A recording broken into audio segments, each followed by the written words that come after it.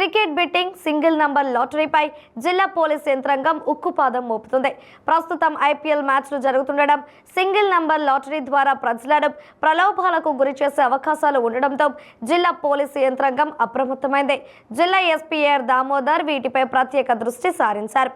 జిల్లాలోని అన్ని సబ్ డివిజన్ల పరిధిలో విస్తృతంగా తనిఖీలు చేసి అనుమానితులను అదుపులోకి తీసుకోవాలని ఎస్పీ ఆదేశాలు జారీ చేశారు. ఈ నేపథ్యంలో ఒంగోలు డీఎస్పీ రాయపాటి శ్రీనివాసరావు ఒంగోలులో 8 ప్రత్యేక బృందాలు ఏర్పాటు చేసి విస్తృతంగా తనిఖీలు చేపట్టారు. క్రికెట్ బెట్టింగ్ కు సంబంధించిన యాప్స్ వినియోగిస్తున్నట్లు అనుమానం ఉన్న 300 మందిని తనిఖీ చేశారు.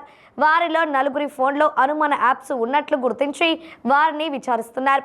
అదేవిధంగా సింగిల్ నంబర్ లాటరీ ఆడుతున్న 8 మందిని అదుపులోకి తీసుకొని వారి నుండి 5,500 రూపాయలు స్వాధీనం చేసుకున్నారు.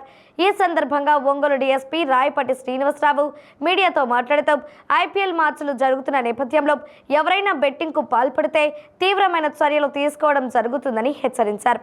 ఇప్పటికే అనుమానిత ప్రాంతాల్లో తనిఖీలు నిర్వహిస్తున్నట్లు చెప్పారు. ఎక్కువ మంది గ్యాదర్ అయ్యే ప్రాంతాలు, అనుమానిత షాపింగ్ మాల్స్ వద్ద తనిఖీలు చేసినట్లు చెప్పారు. Cricket betting, single number lottery వంటి వాటికి పాల్పడి భవిష్యత్తు పాడు చేసుకోవద్దని సూచించారు.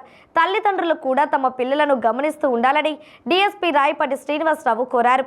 మీరు అందరూ తెలుసు, ఇప్పుడు ప్రజెంట్ ఐపీఎల్ మ్యాచెస్ జరుగుతూ ఉంది. ఇది ఒక సీజన్ 1.5 2 months దాకా కూడాను కంటిన్యూ అయ్యేటటువంటి అవకాశం ఉంది. అయితే మనకు సొసైటీలో ఉన్నటువంటి రుగ్మతల్లో ఒక రుగ్మత అట్లాంటిదే మనకు బెట్టింగ్. ఈ బెట్టింగ్లో చాలామంది కూడాను డబ్బులు కోల్పోయి ఆఖరికి ప్రాణం మీదకు తీసుకొచ్చుకున్నటువంటి సందర్భాలు కూడా ఎన్నో ఉన్నాయి. అందువలన పబ్లిక్కు అప్పీల్ ఏంది అని అంటే అందరికీ కూడాను ఇటువంటి బెట్టింగ్లకు ఎట్టి పరిస్థితుల్లో కూడాను పాల్పడవద్దు, దాంట్లో పాల్గొనకూడదు. ఒకవేళ మీకు ఏదన్నా ఆశ చూపించి అట్లా అంత అమౌంట్ పెద్దది వస్తుంది, బాగా సంపాదించుకోవచ్చు అనుకున్నటువంటి మీకు ల్యూర్ చేసేటటువంటి అవకాశం ఉంది. మిమ్మల్ని అందరినీ దాన్ని ఇన్సైట్ చేస్తారు, దేంట్లో ఇన్వాల్వ్ అయ్యేదానికి. అలాంటి వాటి ప్రలోభాలకు ఎటువంటి పరిస్థితుల్లో కూడాను మీరు లొంగిపోవద్దు. ఈ బెట్టింగుల్లోనూ ఎట్టి పరిస్థితుల్లో పాల్గొనకుండా ఉండాలని చెప్పేసి కోరుకుంటున్నాను. మళ్ళా ఇంకొక విధంగా హెచ్చరించడం కూడా జరుగుతుంది.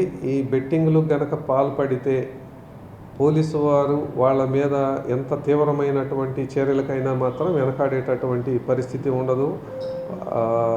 ఆ విధంగా దొరికిన తర్వాత మళ్ళీ మీరు ఎందుకు ఇట్లాంటి బెట్టింగ్లకు పాల్పడ్డామా అన్నటువంటి ప్రాయచిత్తం బాధపడేటటువంటి రోజును మీరు తీసుకొచ్చుకోవద్దు. మళ్ళీ పోలీసు వారు అట్లా చేశారు, ఇలా చేశారు, మా మీద కక్షపూరితంగా చేస్తున్నారు, ఆ విధంగా చేస్తున్నారన్నా కూడాను ప్రయోజనం ఉండదు. ఇప్పుడే చెప్తున్నాను, బెట్టింగ్లకు పాల్పడినా అలాగనే ఇంకొకటి కూడా ఉంది, సింగిల్ నెంబర్ లాటరీలు. ఇట్లాంటి వాటికి కూడాను సింగిల్ నెంబర్ లాటరీలోనైతే చిన్న కొద్దిపాటి ఆదాయం ఉన్నటువంటి వ్యక్తులు ఎక్కువగా దీంట్లో ఇన్వాల్వ్ అవుతున్నారు.